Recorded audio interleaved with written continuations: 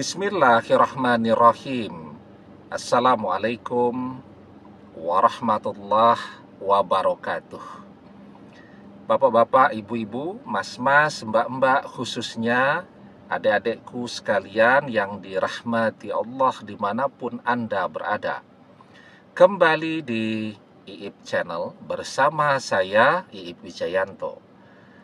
Kali ini kita akan membahas tema mantan merebut orang ketiga dari pasangannya. Mantan mendapatkan kutukan dari dua arah, hidupnya tidak akan pernah tenang dan bahagia. Ya. Jadi sepertinya orang ketiga merebut mantan dari kita. Tapi kalau kita lihat lagi dengan lebih teliti, sebenarnya mantan juga merebut orang ketiga dari pasangannya. Kan banyak tuh ya. Mantan ini merebut istri ataupun suami orang. Ya. Sementara mantan juga adalah suami ataupun istri kita.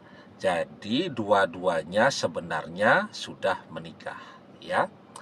Nah, kemudian berselingkuhlah mereka. Apa yang akan terjadi dalam kehidupan mantan, ya? Jadi sepertinya sih mantan akan sangat bahagia, ya, ketika dia mendapatkan pasangan yang baru, yang lebih segalanya dari kita, lebih muda, lebih kaya, lebih cantik ataupun lebih ganteng, lebih punya penampilan yang menarik dan seterusnya, lebih segalanya. Nah, tetapi apakah dia betul-betul bahagia? Jadi yang pertama, meskipun pada saat ini hubungan mantan dengan orang ketiga itu belum diketahui oleh pasangannya orang ketiga, suami ataupun istrinya orang ketiga. Dan kita lebih memilih untuk diam. Karena ada kan yang seperti ini lebih memilih untuk diam, atau justru sebaliknya, dia kontak kepada suami ataupun istri dari orang ketiga itu untuk ngasih tahu bahwa suami ataupun istrinya sekarang berselingkuh dengan suami atau istri kita. Nah, kita lebih memilih untuk diam. Tetapi meskipun kita diam, pasangannya belum tahu, tapi apakah mereka benar-benar merasakan kebahagiaan? Jawabannya tidak. Ya, di balik sepertinya kenikmatan yang bisa mereka dapatkan, di balik kenikmatan perzinahan yang bisa mereka peroleh, ya, sesungguhnya mereka selalu berada dalam perasaan yang mencekam dan ketakutan. Ketakutan kalau pasangannya orang ketiga sampai tahu.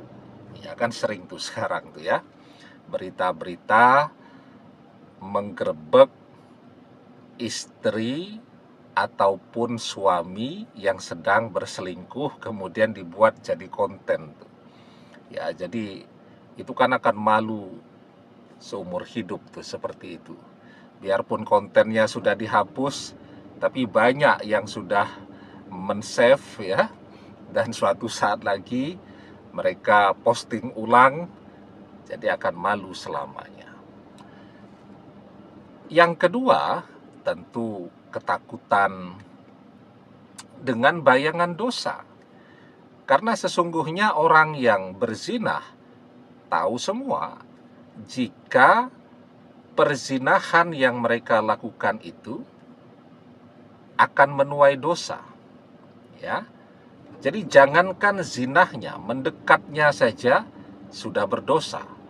Wala taqrabuz zina innahu kana fahisah wa sa'a sabila. Dan janganlah kalian mendekati zina, karena zina itu adalah perbuatan yang keji dan jalan yang buruk. Nah, jadi mereka juga setiap saat akan dibayang-bayangi dengan ketakutan akan dosa. Nah, jadi sebenarnya sepertinya saja sih mereka bahagia. Sebenarnya mereka juga mengalami perasaan ketakutan setiap saat. Nah, yang kedua, mantan ketika pasangan orang ketiga sudah tahu, selain merasa ketakutan, ya, juga akan mendapatkan kutukan dari dua arah. Ya, artinya kita dikhianati walaupun kita diam, kita mengutuk mantan, ya, agar dikhianati oleh orang ketiga. Kita misal juga mengutuk mantan agar bangkrut, karena selama ini yang membuat dia begitu percaya diri untuk berselingkuh, untuk berzinah dan seterusnya, karena dia merasa pekerjaannya menghasilkan uang yang banyak. Nah, itu dari kita, ya. Dari pasangannya orang ketiga juga mantan mendapatkan kutukannya, sehingga mantan mendapatkan kutukan dari dua arah. Jadi kutukan dari satu arah saja itu sudah berat, karena kutukan dari orang yang terzolimi, doa yang buruk dari orang yang terzolimi, itu adalah doa yang mustajab, ya. Wattaqi da'watal mazlum fa innahu laisa bainahu wa bainallahi hijab. Takutlah kepada doa dari orang yang terzolimi, karena sesungguhnya tidak ada hijab, tidak ada pembatas antara dia dengan Allah. Begitu, ya. Nah, ini kalau video yang begini selalu muncul pertanyaan, bolehkah kita berdoa yang buruk untuk orang lain? Secara umum sebenarnya tidak boleh, kecuali bagi siapa saja yang terzolimi. La yuhibbullahul jahra bisu'i minal qauli illa man zulima wa kanallahu sami'an alima. Allah tidak menyukai ucapan buruk dengan terus terang, illa man zulima, kecuali bagi orang-orang yang terzolimi. Ya, kutukan dari satu arah itu sudah berat. Kutukan dari dua arah beratnya jadi double, kecepatannya juga jadi 2 kali lebih cepat, ya. Nah, jadi, dan yang ketiga, tanpa kutukan atau terlepas dari kutukan tadi, apa sih yang membuat mantan misal punya ketertarikan kepada orang ketiga itu? Ya, jadi misalnya seorang istri yang dikhianati oleh suaminya. Suaminya ini berselingkuh dengan istri orang, padahal sudah punya istri yang baik dan cantik juga. Kenapa dia capek-capek harus merebut istri orang tadi, berselingkuh dan berzinah dengan istri orang? Padahal kalau dipikir-pikir istrinya lebih cantik daripada selingkuhannya tadi.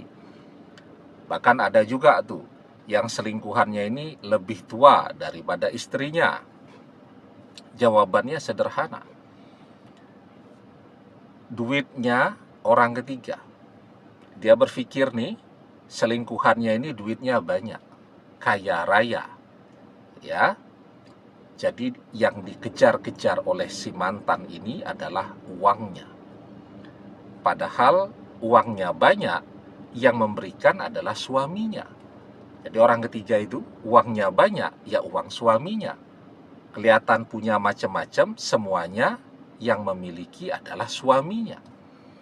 Ya, maka pengennya ikut kaya, kecipratan kaya, tapi realitanya justru akan tambah menderita.